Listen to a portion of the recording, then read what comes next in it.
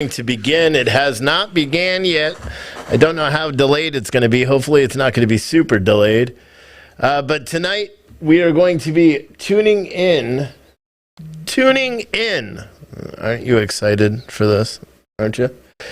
This is going to be a sham hearing held by the sham committee to investigate the January 6th riot on the Capitol. See, I'm changing it from attack because I don't believe it was an attack.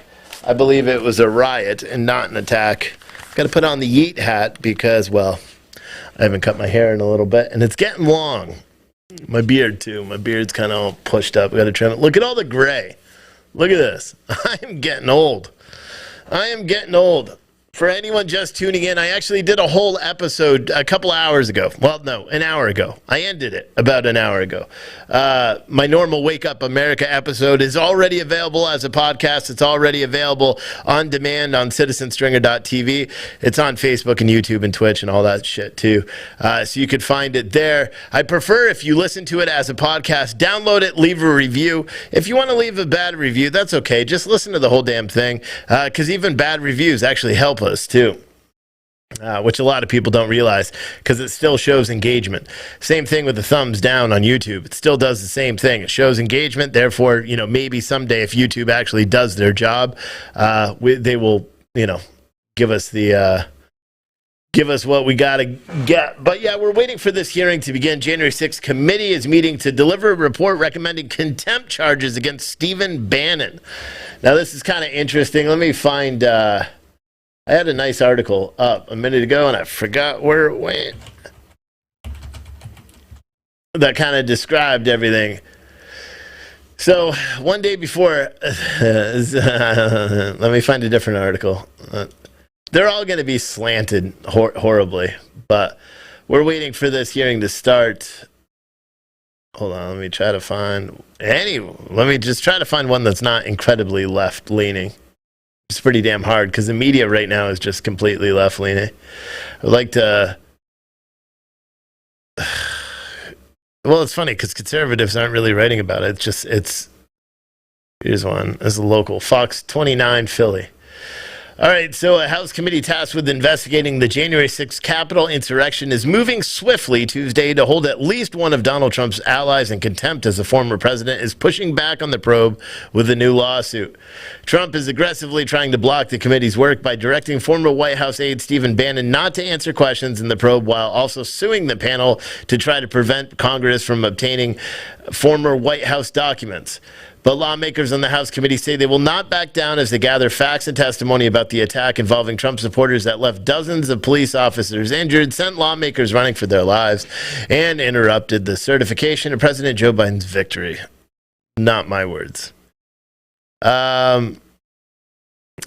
Chairman Benny Thompson, who's from Mississippi, a Democrat, and Republican Liz Cheney of Wyoming, she's a Democrat as well, the panel's vice chairwoman, issued a joint statement on Monday saying the former president's clear objective is to stop the select committee from getting the facts about January 6th. And this lawsuit is nothing more than an attempt to delay and obstruct our probe. Now, again, we all watched, everyone that watched this, watched January 6th. If you actually watched the entirety of the event, we were live streaming it. We had camera crews there. We actually saw the entire thing from as it happened from the very beginning to the end. It's not the 20-second clips that you've seen played on rotation on CNN and MSNBC. I guarantee that event was. Now, were there criminal actions that took place that day? Absolutely. Do all those people deserve to face, the letter of the law? Sure, absolutely. Just as every single rioter that attacked the Portland federal courthouse and every single person that committed a federal felony by blocking interstates. All those people all last year should be arrested as well. But it's a political thing. Nobody can honestly argue that there's any difference between the riots that we saw in Portland where they tried to burn down a federal courthouse or the riots, or they tried to burn down an occupied ICE building. Because that's what one judge or one person said, that this isn't the same thing, that the results of this are not the same. Hold on, what just happened? Oh, did they cancel the meeting? Oh no, what did they do? That's weird. Okay, it started. Oh, it didn't start, but they actually got it ready. It's going to be in room 390. Here we go. Lots of media there. The Select Committee to investigate the January 6th attack on the United States Capitol will come to order. Yeah, sure it will. The Select Committee is meeting this evening to consider a report on a resolution recommending that the House of Representatives find Stephen K. Bannon in contempt of Congress for refusal to comply with a subpoena duly issued by the Select Committee to investigate the January 6th attack on the United States Capitol. Without objection, the chair is authorized to declare the committee in recess at any time. I'll now recognize myself for an opening statement. Let me start by saying that it gives me no joy that I've been forced to call this meeting. I think my colleagues feel the same way. The expectation of this committee is that all witnesses will cooperate with our investigation. Witnesses who have been subpoenaed have a legal obligation to do so.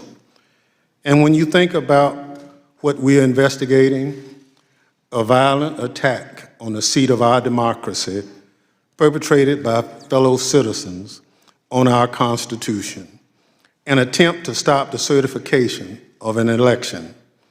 It's shocking to me, shocking that anyone would not do anything in their power to assist our investigation.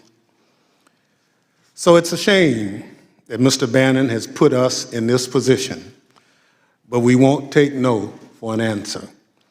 We believe Mr. Bannon has information relevant to our probe, and we'll use the tools at our disposal to get that information. I expect that the House will quickly adopt this referral to the Justice Department and that the U.S. Attorney will do his duty and prosecute Mr. Bannon for criminal contempt of Congress. Our goal is simple. We want Mr. Bannon to answer our questions. We want him to turn over whatever records he possesses that are relevant to the Select Committee's investigation. The issue in front of us today is our ability to do our job. It's about fulfilling our responsibilities according to House Resolution 503 to provide the American people answers about what happened on January 6th and help ensure nothing like that day ever happens again. We fulfill our responsibilities by discovering the facts behind the January 6th attack so that Congress can consider legislation with a full understanding of the activities that led to an attack on Congress itself. I want to make it clear just how isolated Mr. Bannon is in his refusal to cooperate with the Select Committee. We've reached out to dozens of witnesses. We are taking in thousands of pages of records. We are conducting interviews on a steady basis. This is the shoe leather work of conducting a serious, focused investigation. It's not flashy, but it gets results. It's essential that we get Mr. Bannon's factual and complete testimony in order to get a full accounting of the violence of January 6th and its causes. Mr. Bannon stands alone in his complete defiance of our subpoena. That's not acceptable. No one in this country, no matter how wealthy or how powerful, is above the law. Left unaddressed, this defiance may encourage others to follow Mr. Bannon down the same path. For folks watching at home this evening, I want you to think about something. What would happen to you if you did what Mr. Bannon is doing? If you were a material witness in a criminal prosecution or some other lawsuit, what would happen if you refused to show up? Do you think you'd be able to just go about your business? We all know the answer to that. There isn't a different set of rules for Mr. Bannon. He knows this. He knows that there are consequences for outright defiance, and he's chosen the path toward criminal contempt by taking this position. and there are better matters at stake. One of the major questions the Select Committee is dealing with is whether the rule of law will be able to endure as a pillar of American democracy. After all, we've seen the rule of law put to the test repeatedly in our recent past. While we don't know all the facts, we do know that there was a powerful push to overturn the legitimate results of the 2020 election. Americans have been and continue to be lied to about that. We know that ultimately there was a violent attack that interfered with the peaceful transfer of power from one president to another. We know that lies about the outcome of that election haven't gone away.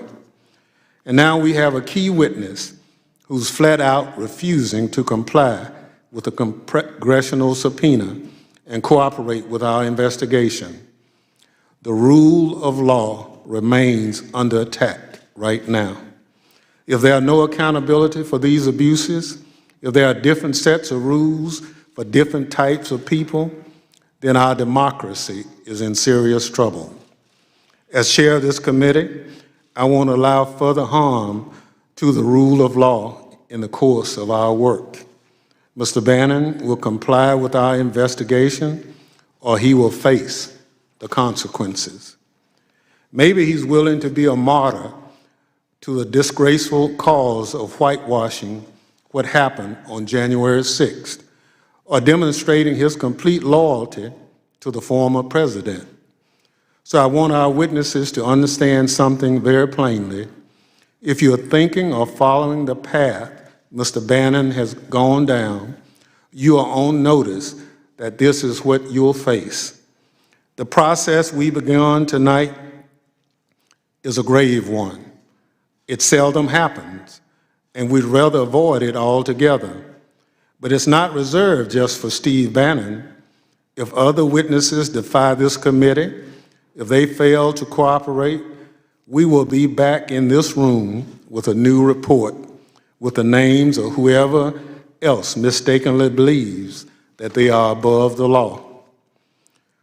We hope no other witnesses put themselves in the situation Mr. Bannon has through his own conduct, but we cannot allow anyone to stand in the way of the Select Committee as we work to get to the facts. The stakes are just too high. We won't be deterred, we won't be distracted, and we won't be delayed. I urge my colleagues to support the favorable adoption of this report. It's now my pleasure to yield to the distinguished Vice Chair, my friend Ms. Cheney of Wyoming, for any statement she would care to offer. Thank you very much, Mr. Chairman. On January 6th, a mob breached the security perimeter of our Capitol, assaulted and injured more than 140 police officers, engaged in hand-to-hand violence over an extended period, and invaded and occupied the United States Capitol building, all in an effort to halt the lawful counting of electoral votes and reverse the results of the 2020 election. The day before this all occurred, on January 5th, Mr. Bannon publicly professed knowledge that, quote, all hell is going to break loose tomorrow, end quote. He forecast that the day would be, quote, extraordinarily different than what most Americans expected. He said to his listeners and his viewers, quote, so many people said if I was in a revolution, I would be in Washington. Well, he said, this is your time in history. Based on the committee's investigation, it appears that Mr. Bannon had substantial advanced knowledge of the plans for January 6th and likely had an important role in formulating those plans. Mr. Bannon was in the war room at the Willard on January 6th. He also appears to have detailed knowledge regarding the president's efforts to sell millions of Americans the fraud that the election was stolen. In the words of many who participated in the January 6th attack, the violence that day was in direct response to President Trump's repeated claims from election night through January 6th that he had won the election. The American people are entitled to Mr. Bannon's firsthand testimony about all of these relevant facts. But as the chairman noted, Mr. Bannon is refusing to provide it. Preserving our Constitution and the rule of law is a central purpose of this investigation. The plain fact here is that Mr. Bannon has no legal right to ignore the committee's lawful subpoena. So far, Mr. Bannon's excuse is that former President Trump wishes to invoke some form of executive privilege for a subset of the relevant topics. President Trump's direct communications with Mr. Bannon regarding the planning for January 6th. This information should not be subject to any privilege at all. And certainly, there is no basis for absolute or unqualified privilege for presidential communications.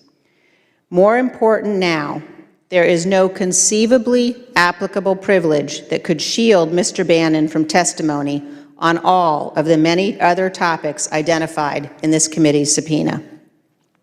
Because he has categorically refused to appear, we have no choice but to seek consequences for Mr. Bannon's failure to comply. Those consequences are not just important for this investigation. They are important for all congressional investigations. Mr. Bannon's and Mr. Trump's privilege arguments do, however, appear to reveal one thing. They suggest that President Trump was personally involved in the planning and execution of January 6th, and this committee will get to the bottom of that. Let me add one further thought, principally for my Republican colleagues.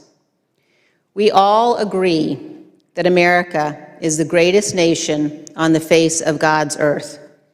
Truth, justice, and our Constitution have made America great. Almost every one of my colleagues knows in your hearts that what happened on January 6th was profoundly wrong. You all know that there is no evidence of widespread election fraud sufficient to have changed the results of the election. You all know that the Dominion voting machines were not corrupted by a foreign power. You know these claims are false. Yet former President Trump repeats them almost daily, and he has now urged Republicans not to vote in 2022 and 2024.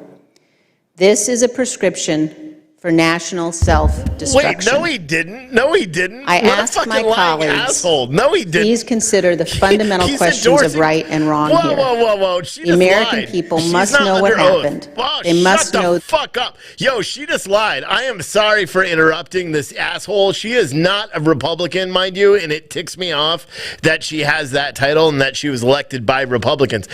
Donald Trump has never told people not to vote. He has questioned the integrity of the voting systems. We all know that. But he is endorsing political candidates. She just lied. And again, this is why I do this show. This is why I'm broadcasting this. She just lied, and not a single person's going to call her out except us. You watch tomorrow. Read all the news articles. Maybe Fox News won't even do it. No one will touch it. But let's see if anyone does it. Because if you can find a soundbite where Donald Trump says, do not go vote, oh my gosh, what a lying ass. The clerk shall designate the report. Report on a resolution recommending that the House of Representatives find Stephen K. Bannon in contempt of Congress for refusal to comply with the subpoena duly issued by the Select Committee to investigate the January 6th attack on the United States Capitol. Without objection, the report will be considered as read and open to amendments at any time. I recognize myself for the purpose of offering an amendment in the nature of a substitute now at the desk. The clerk shall report the amendment. Amendment in the nature of a substitute offered by Mr. Thompson of Mississippi. Without objection, the amendment will be considered as read and considered base text for purposes of further amendment. I'll now recognize myself to explain the amendment. Yesterday evening, counsel to Mr. Bannon requested a one-week adjournment of our response to a letter I wrote on October 15th, which stated that Mr. Bannon's willful defiance of the Select Committee's subpoena would lead to tonight's hearing. Without objection, I included my October 15th letter in the record, as well as yesterday's letter from Robert J. Costello, Mr. Bannon's attorney. Mr. Bannon's attorney said they needed time to, quote, assess the Select Committee's request in light of litigation filed by former President Trump in the District of Columbia District Court yesterday. However, the former president's lawsuit is immaterial to Mr. Bannon's defiance of our lawful subpoena. I made that clear in a letter to Mr. Costello this morning. Without objections, my full letter is in the record. Furthermore, White House yesterday issued a letter to Mr. Bannon's attorney stating, quote, "We are not aware of any basis for your client's refusal to appear for a deposition," end quote, before the Select Committee, and further said that, quote, "President Biden has already determined that an assertion of executive privilege is not in the public interest and therefore is not justified with respect to certain subjects within the purview of the Select Committee," end quote. Without objection, I include the full White House letter in the record. This amendment, in the nature of a substitute, updates the report to reflect these developments, and it's now even clearer that Mr. Bannon has no lawful grounds not to comply with our subpoena. If there's no further debate, the question is on agreeing to the amendment in the nature of a substitute. Those in favor say aye. Aye. Those opposed say no. In opinion of the chairs, the ayes have it, and the amendment in the nature of a substitute is agreed to. I now recognize the Vice Chair, Ms. Cheney, for a motion. Mr. Chairman, I move that the committee favorably report to the House the committee's report on a resolution recommending that the House of Representatives find Stephen K. Bannon in contempt of Congress for refusal to comply with a subpoena duly issued by the Select Committee to investigate the January 6th attack on the United States Capitol, as amended. The question on the motion is favorably report to the House. Those in favor say aye. Aye. Those opposed, no. In opinion of the chairs, the ayes have it. Mr. Chairman, I request a recorded vote. A recorded vote is requested. The clerk will call the roll. Ms. Cheney? Aye. Comey. Ms. Lofgren? Comey. Ms. Lofgren? Comey. Aye. Mr. Schiff? Comey. Schiff, aye. Mr. Aguilar? Comey. Aguilar, aye. Mrs. Murphy? Comey. Aye. Mr. Raskin? Comey. Aye. Mrs. Luria? Aye. Comey. Aye. Mr. Kinzinger? Aye. Oh, crybaby Comey. Has the chair recorded? Mr. Chairman, you are not recorded. I vote aye. Mr. Chairman, aye. The clerk will report the vote. Mr. Chairman, on this vote, there are 9 ayes, 0 noes. The motion is agreed to. The Vice Chair is recognized. Mr. Chairman, pursuant to Clause 2L of Rule 11, I request that members have 2 calendar days in which to file with the clerk of the committee supplemental or additional views on the measure ordered reported by the committee tonight. So ordered. Without objection, staff is authorized to make any necessary technical or conforming changes to the report to reflect the actions of the committee. There being no further business, without objection, the Select Committee stands adjourned. For anyone that's curious, is what he said. He said adjourned. So what you've heard there is just a bunch of bullshit.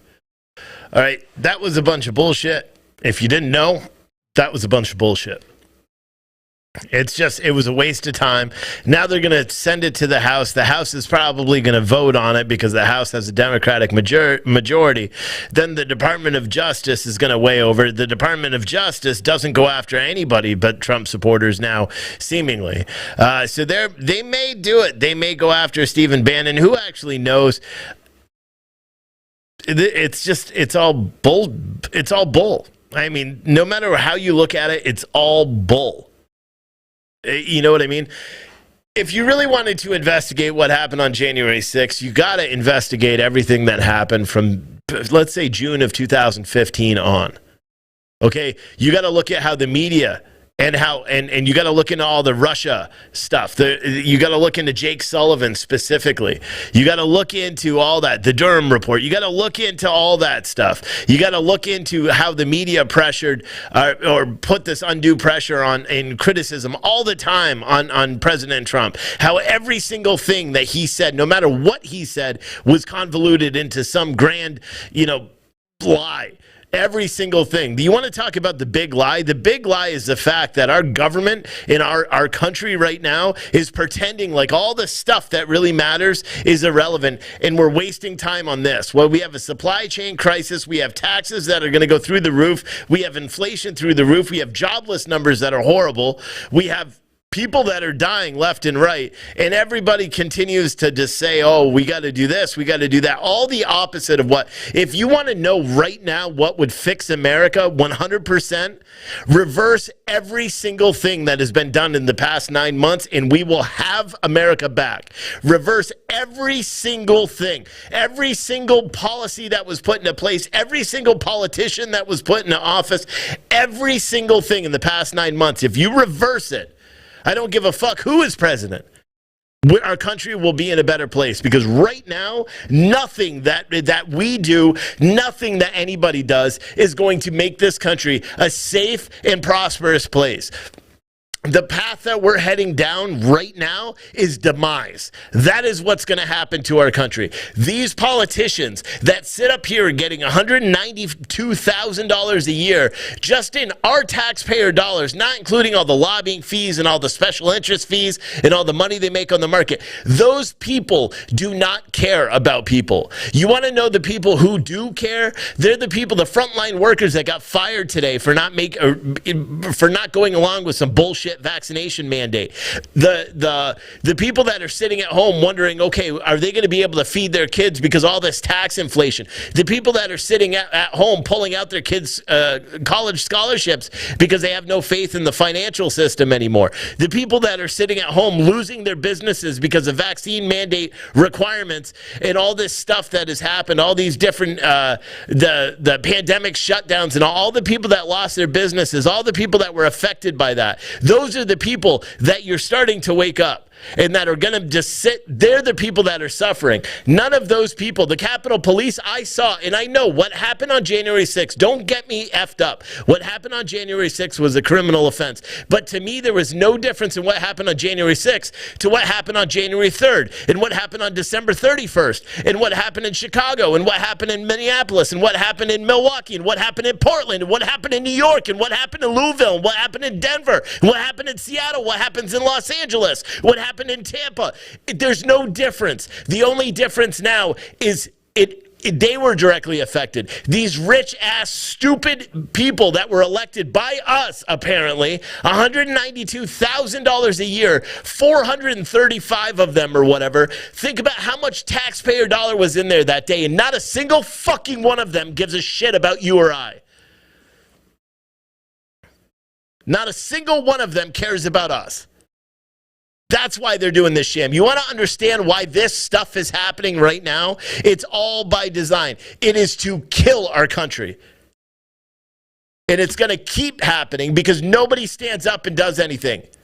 Nobody stands up. You know what would work right now? All these patriots, all these proud Americans, to get up off of their asses and go march down the streets like BLM did last year, to block the fucking highways, to do all the same shit that I spent all last year talking about, or talking against. That worked.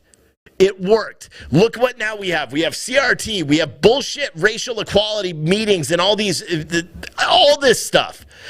All made up issues. We have police officers or police departments being defunded. That didn't work. So now what are they doing? They're imposing vaccine mandates and firing those same officers.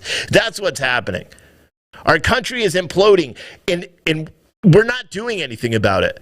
I'm not saying go storm buildings. I'm not saying do anything. But, waiting until 2022, our country will not return. I firmly believe that. If we wait until 2022, I think people need to start marching up and down streets. Small towns, big towns, it doesn't even matter. And I'm not talking about flag waves. We talked about doing that. I'm not even talking about that. Donald Trump, if he's watching this, which he wouldn't be, he needs to start doing rallies every weekend. All these political candidates that are running for office, Joe Kent, all these really great guys that are running for office, they should be holding the same rallies every single day. And people, you sitting there watching this right now, have to stop being afraid to be an American. That's it. That's it. Wake up. I'm going home to spend time with my family. I'll see